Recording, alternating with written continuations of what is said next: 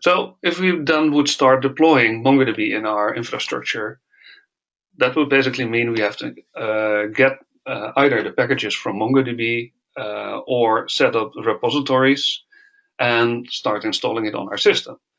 We start watching the log file from MongoDB to see whether it starts, and we see that it actually starts up after installing. And that's really nice. However, it's listening on localhost, and we actually have some infrastructure where we need to expose it to our private network. So we start configuring MongoDB, applying security because, well, MongoDB out of the box does not enable authentication. It enables a REST interface and an HTTP status interface, so we want to disable that. We also want to enable SSL between the client and MongoDB, and also between the MongoDB nodes. And we actually want to do something with performance tuning.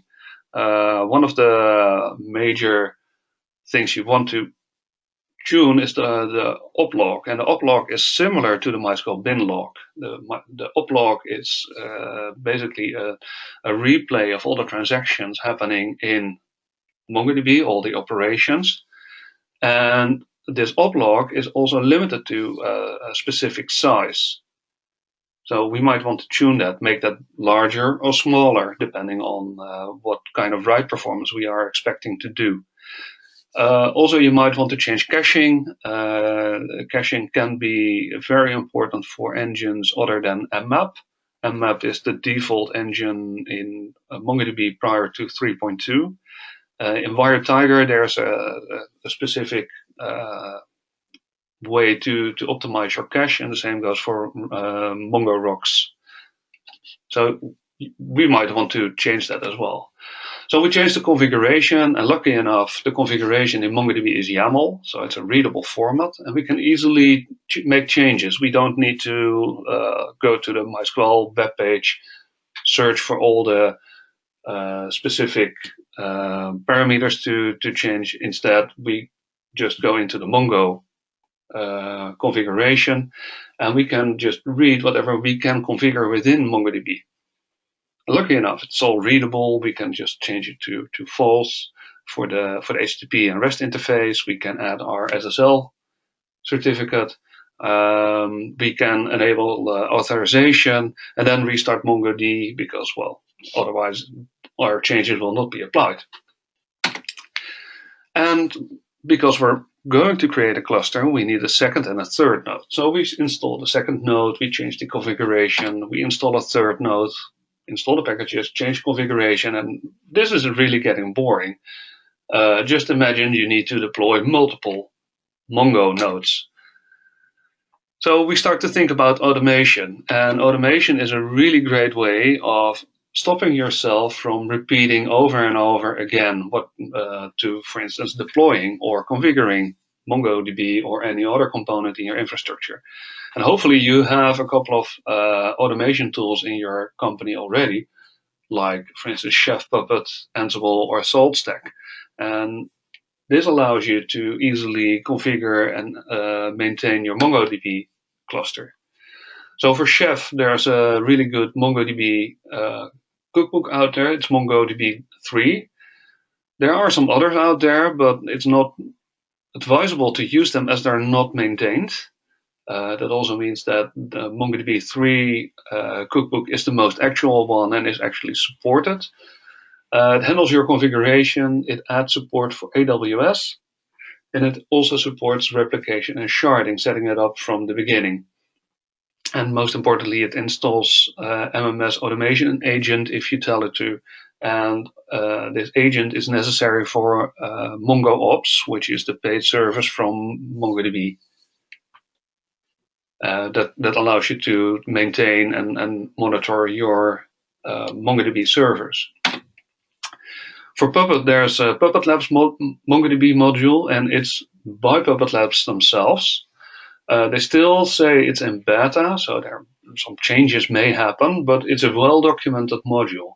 And that's really nice because this is what you can expect from Puppet Labs, that they have a well-documented module that tells you, like, what can you do with this configurable? What will it do? How can you enable sharding? So it's a really nice module to work with. It handles installation, configuration, replication and sharding, and some crude user management. And I say crude because it is, of course, in the Puppet Labs way, and it only applies to the admin user. It's not like you can create 20, 30 users to enable your application, for instance. So it's not meant for that. It's just like maintenance. Then we have Ansible. We have Ansible two choices. We have the MongoDB example from Ansible themselves, which installs a sharded MongoDB cluster, but it expects CentOS 6 hosts, and it only covers one use case. However, if you are familiar with Ansible, you can easily change your playbook, so you can extend on top of that. Alternatively, you could use the Stouts Mongo Ansible role, and this handles installation, configuration, and replication. You simply define a host and then apply a role to the host. And it also supports the MMS automation agent if necessary.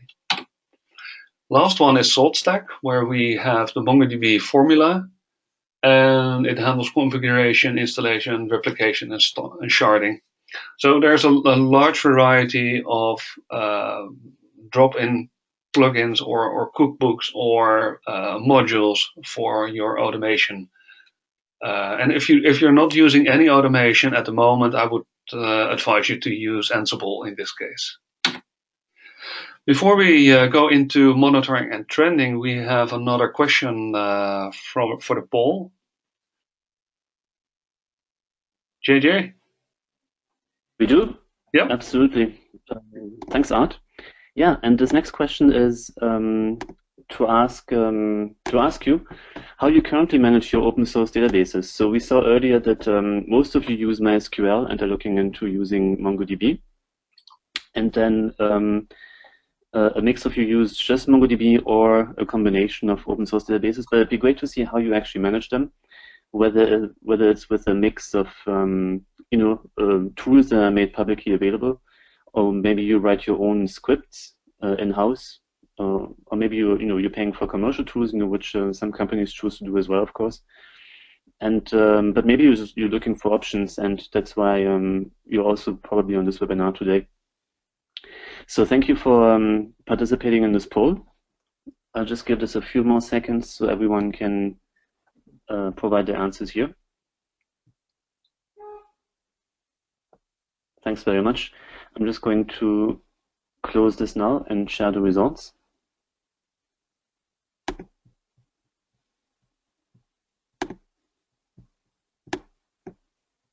Great. So the vast majority of you are using a mix of publicly available tools, and probably actually it's a combination of those options that that most of you are using. So I'm sure there's tools that are being used as well as homemade scripts. It's usually a combination of those. Some commercial tools, and then some of you are still also looking for options. Any comments on this, Art, before you continue? No, I think like the mix of publicly available tools should be applicable to the deployment systems and the things that we already have shown, and hopefully also for the backup tools.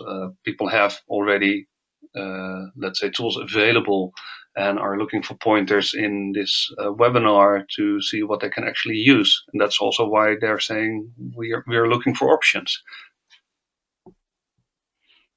Absolutely, that makes sense. And so thanks everyone for participating in this, and I'll hand back over to you, Art. Thank you.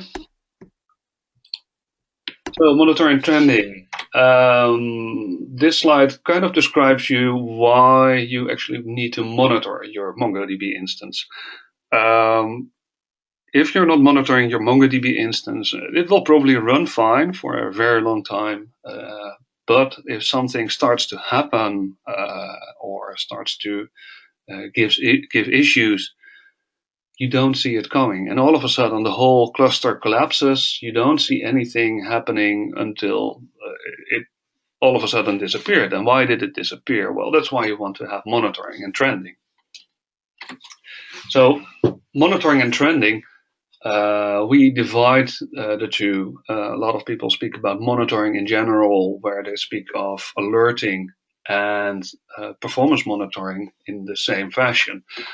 We like to distinguish the two or split the two from each other, where we state that monitoring is basically keep an eye on your systems and will alert you if there's some threshold that was met. While trending actually gives you more insight in what is happening inside your systems.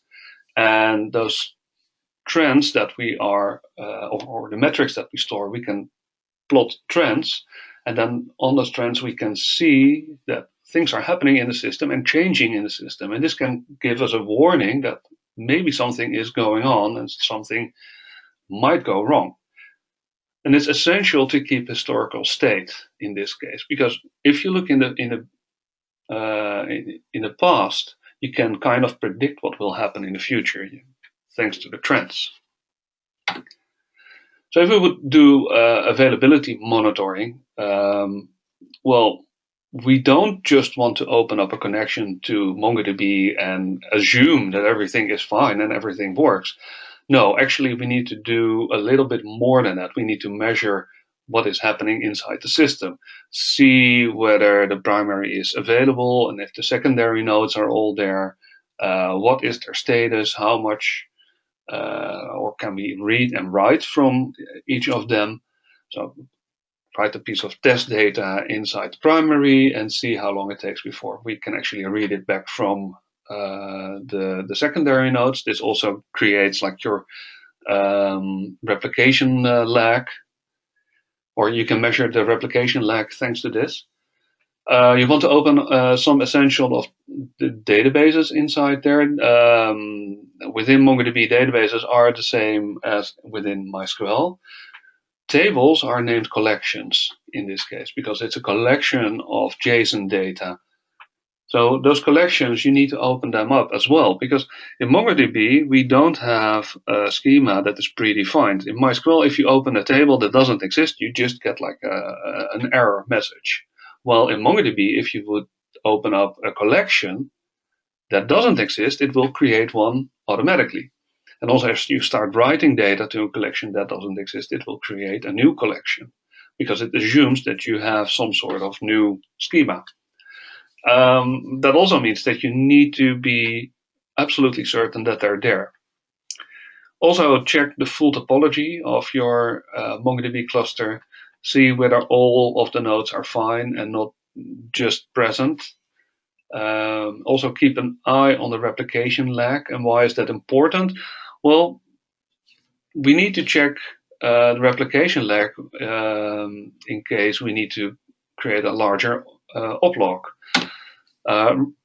Going back to this picture where we have the eventual consistency within MongoDB, take into account that if you start writing to the primary, which applies the transaction in the local oplog, that gets replicated to a secondary, which gets applied to the local oplog.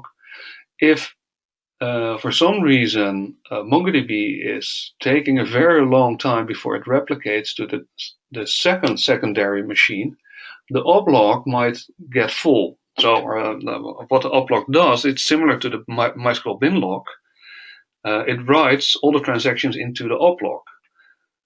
Maybe it's I can better specify it as it's similar to the Galera Gcache. And if you're not familiar with the Galera Gcache, the oplog is basically a